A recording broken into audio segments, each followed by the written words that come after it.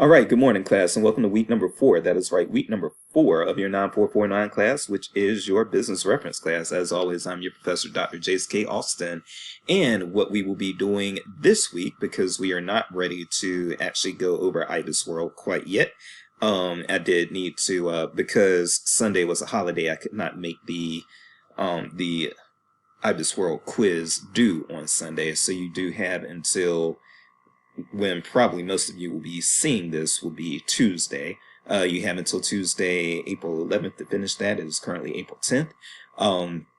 So having said that, because I cannot go over the quiz results, we will go over the quiz next week. We'll do both. I think it's IBIS World and Mintel, because I think Mintel is this week. And so we'll go over both IBIS World and Mintel next week.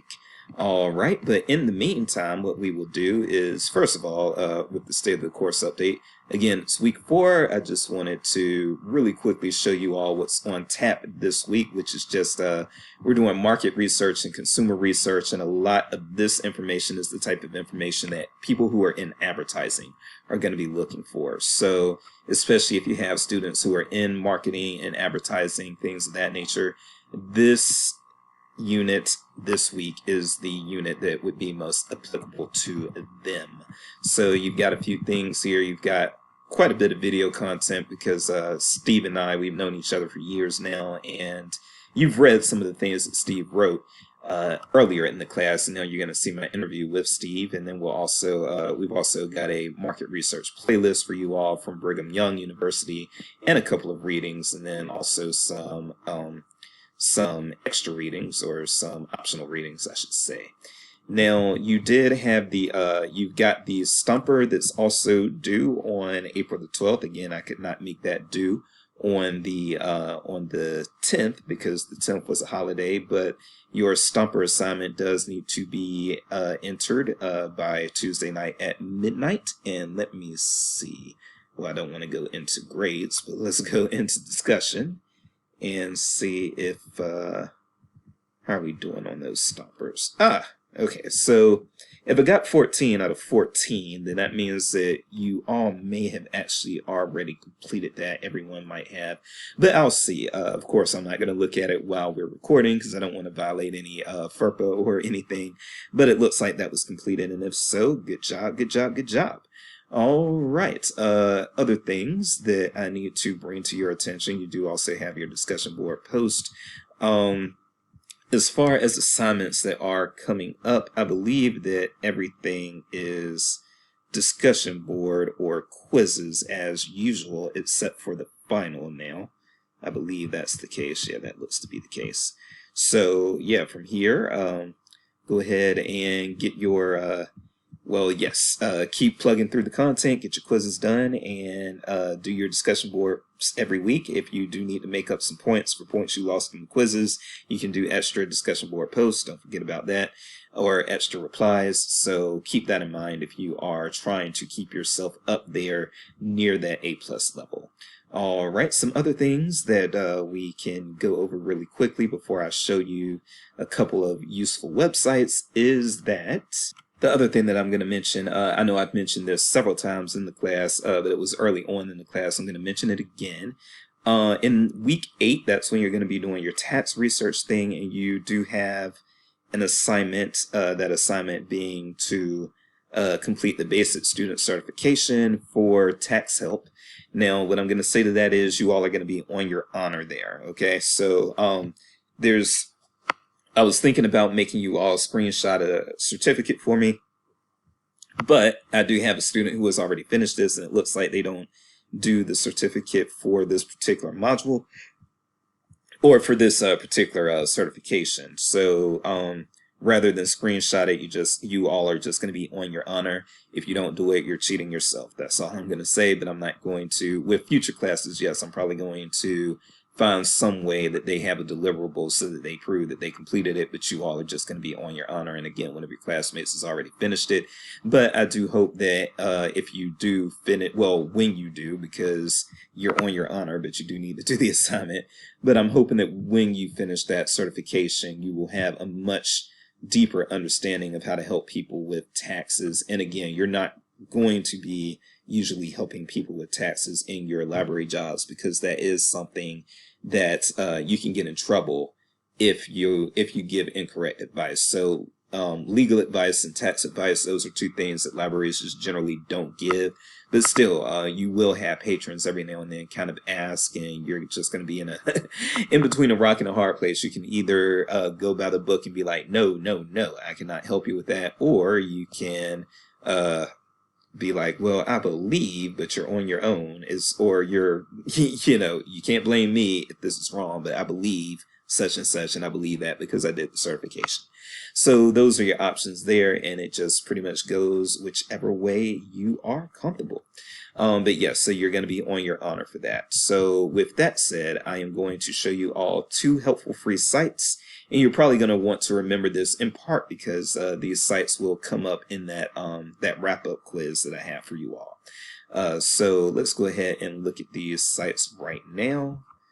All right, so the first one's going to be Quick MBA, and I don't know if you get introduced to Quick MBA anywhere else, but I'm certainly going to introduce you to it here. Now, I'm thinking that this has been updated since 2010. I don't think 2010 is the last time they've updated it, but still, you will see that this is a very bare bones website, and as you can see, that copyright 1999, they're probably they probably designed it based on 1999 technology, honestly.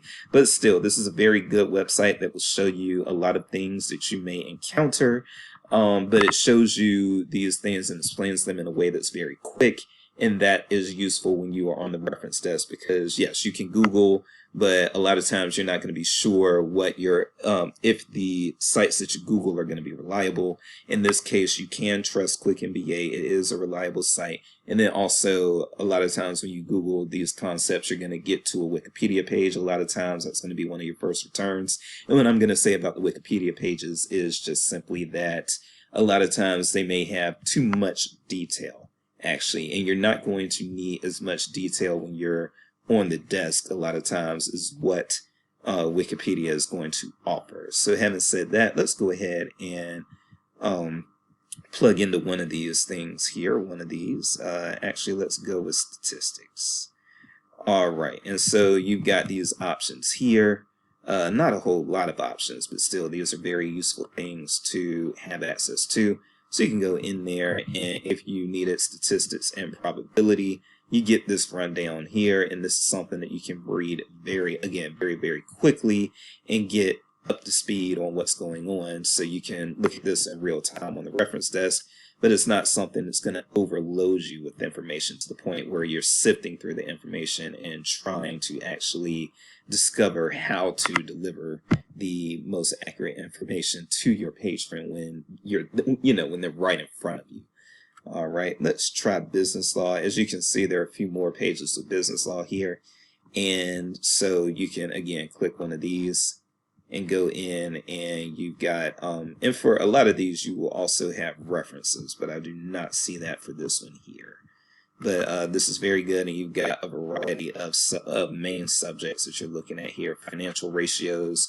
We saw some of these when we were going through Mergent. So if you wanted a better explanation of what's going on here, you actually do get an explanation of these if you hover over the little information icon in Mergent, but you will see a nice little summary here as well. So this is Quick MBA. And again, it doesn't have a whole lot of content, but the content that it does have, this can be, again, very useful when you are trying to get your bearings or get your knowledge for something that you were taken by surprise with by a patron. Okay, so the other thing that we're going to look at is going to be Good Jobs First. So let's see. All right, Good Jobs First. This is also a free, and you get what you pay for. So when you go to these free websites, they're not going to have as much information as the paid databases that we have, but they still have a lot of useful information in them. And actually, Good Jobs First has been updated very recently, since it must have been within the last year and a half or 2 years, because it did not look like this the last time that I showed this to a class, okay? But Good Jobs First is very useful because you have these trackers. So you have violation trackers, subsidy trackers, tax break trackers. I don't even know what Amazon tracker is, so now I'm curious and I'm going to look at it. Subsidies. Okay, I'm going to pause to see what this is. Oh, wow. So first of all, this is very recently added and updated, I believe. Well, definitely updated. It was just updated a couple weeks ago, March 27, 2023. But yes, okay, so this is actually calling Amazon out for all the subsidies they get, and that is over $5 billion in subsidies. What on earth? But I guess they do. I don't know. I guess they do provide a lot of jobs and a very invaluable resource. So I guess that's why they get all these subsidies. But yes, that's a lot of subsidies. But what you can do is you have your options here for limiters. So it looks like, there's a lot going on here. And there's been, oh goodness, all the way back to 2000. I had no idea. But what you can do is you do have the ability to limit this by year, by state, and probably also by monetary amount. Then also you've got various activities that are reported on here. So let's limit it to Missouri and see if Missouri has provided any subsidies for Amazon.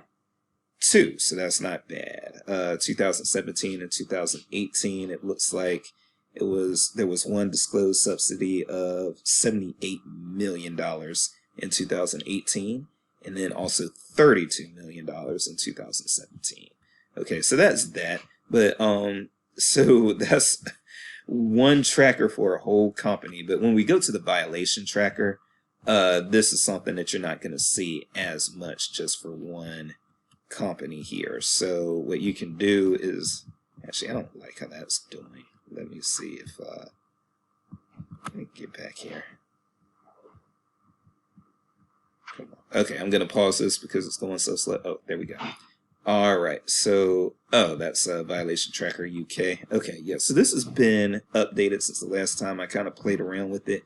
But let's say you have, employment-related offenses. So,